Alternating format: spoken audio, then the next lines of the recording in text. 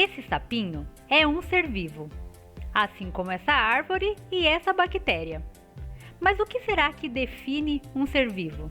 Quais são as suas características? Todo ser vivo tem célula. Todos os organismos vivos são constituídos por pelo menos uma célula. A célula, então, é a unidade fundamental da vida. E é por isso que é lá onde ocorrem as atividades essenciais para a manutenção da vida. Com relação à sua constituição celular, um ser vivo pode ser classificado como unicelular. Uni significa um. Celular é uma referência à célula. Então, organismos que são unicelulares são aqueles que são compostos por apenas uma única célula. Exemplos de organismos unicelulares são bactérias, protozoários e alguns fungos e algas. Um segundo tipo de organismo é o organismo multicelular, que apresenta mais do que uma célula. Mas nesse caso, essas células não formam um tecido verdadeiro. Assim, essas células ainda mantêm uma certa independência entre si. São exemplos de organismos multicelulares, algumas algas, fungos, protozoários e esponjas. Por fim, nós temos o grupo dos organismos que são pluricelulares. Esse tipo de organismo também apresenta mais do que uma célula. Entretanto, essas células formam tecidos verdadeiros, ou seja, são bastante especializadas. São exemplos de organismos pluricelulares, os animais e as plantas. Outra característica comum a todos os seres vivos é a presença de água. Um líquido é necessário como meio para que ocorram as reações químicas de um organismo vivo. E o citosol, presente lá dentro das células, é uma substância aquosa, ou seja, uma substância que é rica em água. E é nessa água que ocorrem as reações químicas dos seres vivos. Um ser vivo também apresenta em sua composição substâncias orgânicas. As substâncias orgânicas que compõem os seres vivos podem ser classificadas em carboidratos, lipídios, proteínas e ácidos nucleicos. Essas substâncias estão presentes apenas nos seres vivos. E os elementos químicos que são mais abundantes nesse tipo de molécula são o carbono, o hidrogênio, o oxigênio, o nitrogênio, o fósforo e o enxofre. Por isso que a composição dos seres vivos é basicamente esses elementos químicos. Outra característica comum a todos os seres vivos é a presença de um metabolismo. Constitui o metabolismo de um ser vivo as reações químicas que ocorrem em seu organismo. O metabolismo é essencial para o crescimento, o desenvolvimento e a reprodução dos seres vivos. E para que ele aconteça, é necessária energia.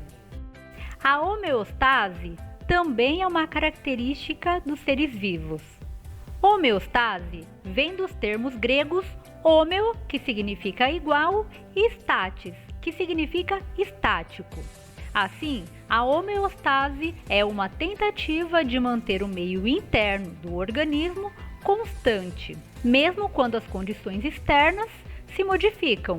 A homeostase é muito importante para a manutenção da vida, porque permite a criação de um ambiente interno no organismo estável, garantindo com que as reações químicas possam acontecer.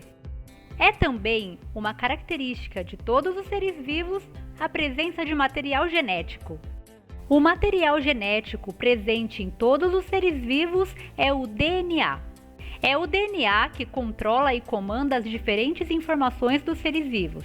E ele é essencial para a transmissão de características para os descendentes.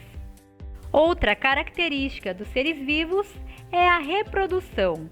A reprodução é a forma como os seres vivos deixam descendentes.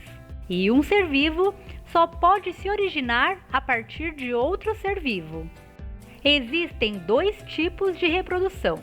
A reprodução assexuada, lembrando que A significa negação, ou seja, uma reprodução não sexuada é aquela que ocorre sem gametas. Nesse tipo de reprodução, um único indivíduo origina um novo indivíduo exatamente igual, um clone. Então, esse tipo de reprodução não gera variabilidade genética. O segundo tipo de reprodução é a reprodução sexuada, que é aquela com gametas. Gametas são as células reprodutivas.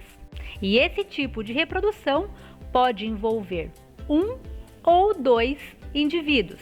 A reprodução sexuada gera variabilidade genética, tanto no processo de formação dos gametas durante a meiose, assim como na fecundação, que é o processo no qual os gametas se juntam. Também é uma característica dos seres vivos a capacidade de reação. Reação é a capacidade, então, que todos os seres vivos têm de detectar e responder a estímulos a partir do meio externo. Por fim, a última característica comum a todos os seres vivos é a capacidade de evolução. Todas as populações de seres vivos evoluem. Isso acontece pois ao longo das gerações as populações mudam, podendo originar novas espécies. E esse processo ocorre por meio da seleção natural. Se você quer saber um pouco mais sobre seleção natural, eu tenho um vídeo para você. Ele está aparecendo aqui em cima. Todas essas características estão presentes em um ser vivo. E não apenas nesse sapinho aqui, mas também na árvore e na bactéria, assim como em qualquer outro ser vivo. Se você quer saber ainda mais, assista aos nossos outros vídeos e se inscreva no canal.